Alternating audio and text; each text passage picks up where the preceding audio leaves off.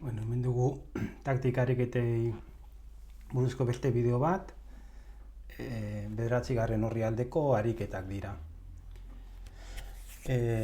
Orrialde honetako ariketetan, gakoa da pieza bat iltzatua edo klabatua dagoela. Eta horrek erraztuko du, sake mate matea. Kasu honetan, lehenengo adibidea. Kasu honetan zein pieza dago iltzatua? Zaldia, ez ba? Zaldia immobilizatuta dago. Beraz, naiz eta zaldiak laukia kontrolatzen duen, iltzatua dagoenez, dorrea ze-zortzi laukira mugituta, sake mate ematen dugu. Kasu honetan, ze pieza dago iltzatua? Alfil hau. Alfil hau errega defendatzen du erreginaren gandik. Beraz, dorre izango da sake mate ematen duena, hori da, lauki honetan. Sake mate ematen dio erregari, dorra ezin da erregarekin jan zaldia defendatzen duelako, zan dugun bezala alfila iltzatua dagoenez ezin du dorrea jan,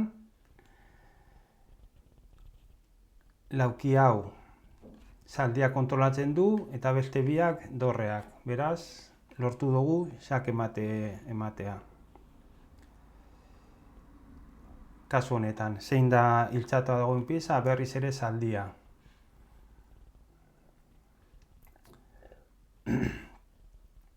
Beraz, badirudi, sake emango dugun laukia lehen zutaben izango dela, ez ba?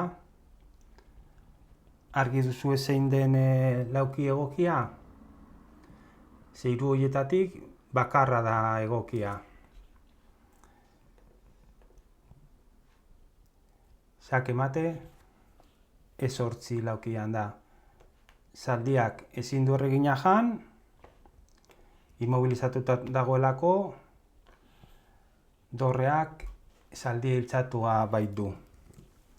Eta zergatik ez du balio jake lauki honetan ematea? Erregea zazpi laukitik eskapatu daitekelako. Eta gauza berdina gertatzen da, sakea horre ematen badugu. Beraz, esan bezala, soluzio bakarra sakea ez-zortzi laukian ematea da. Pasen hurrengo ariketara.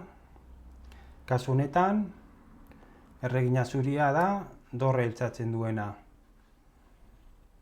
Beraz, beheko hilara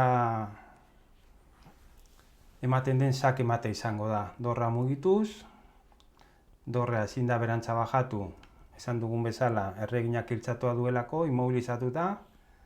Beraz, sake mate.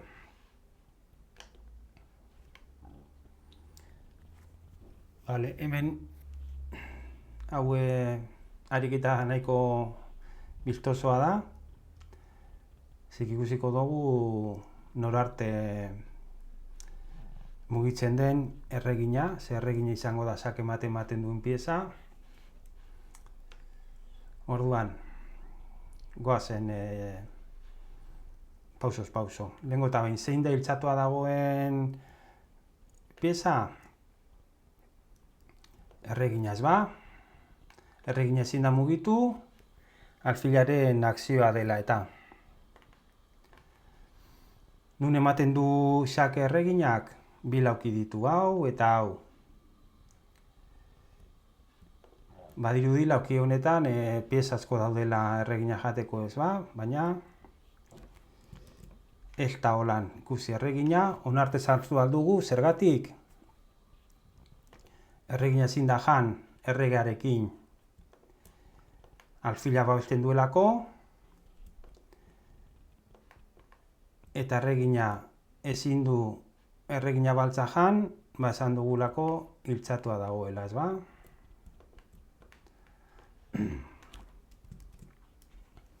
Beraz, dama F7 da jokaldia. Eta zergatik ez jokaldi hau? Ikusten duzu zelan defendatzen dan? Zelan defendatu daitekeen? Egia da, xake hor eman da, lauki hau zaldia kontrolatzen duenez, ezingo dela mugitu. Lauki hau alfila kontrolatzen du.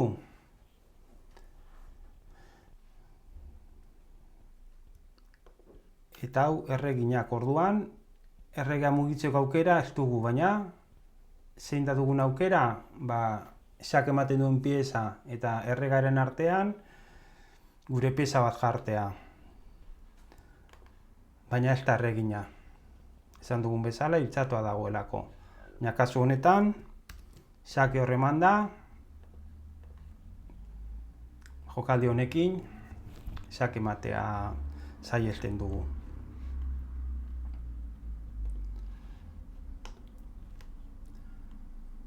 Kasu honetan, iltzatua dagoena ez da pieza, peoia baizik, alfilak du hor bere akzioa, diagonal horretan, beraz, erreginak peoia hojan aldu, xake ematen dio erregari, ez du laukirik eskapatzeko, eta esan bezala, peoi honek ezin du erregina jan, iltzatua dagoelako. Beraz, xake emate.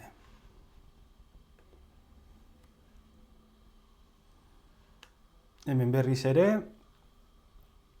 gure erregina zuria, erregina baltzere gerturatuko dugu, baina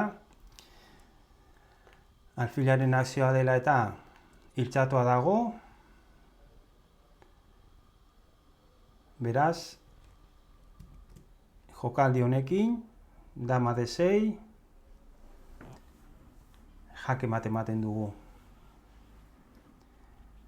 Zelauki hau, alfila kontrolatzen du. Gazen aurrera, azken bi ariketak.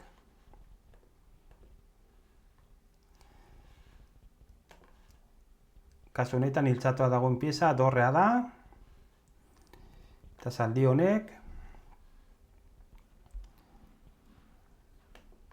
lauki hau babesten du, ez ba? Beraz, zin izango da jokaldia, erreginak zaldiaren laguntzaz, xake ematen dio erregeari, erregea ezin da eskapatu, erregina ezin da jan, ez erregaren gatik, zaldia defendatzen bai du, eta ez da dorraren gatik, alfil hau dela eta. Beraz, xake emate ikusgarri eman dugu G7 laukian. Eta ber zer dakarren azken ariketak. Erregina honek, erregina iltzatzen du. Beraz, erregak ez du azken hilaratik eskapatzerik. Beraz, zer beharko genuke? Piezaren bat, non azken nengo hilaran, kasu honetan zuria garen ez, 8.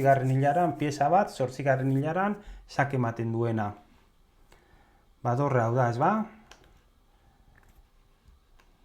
Xake ematen du, zan bezala, erregina ezin da mugitu, eta peoi honek ez dio gorantza egoten uzten, eta lauki hau dorra kontrolatzen du.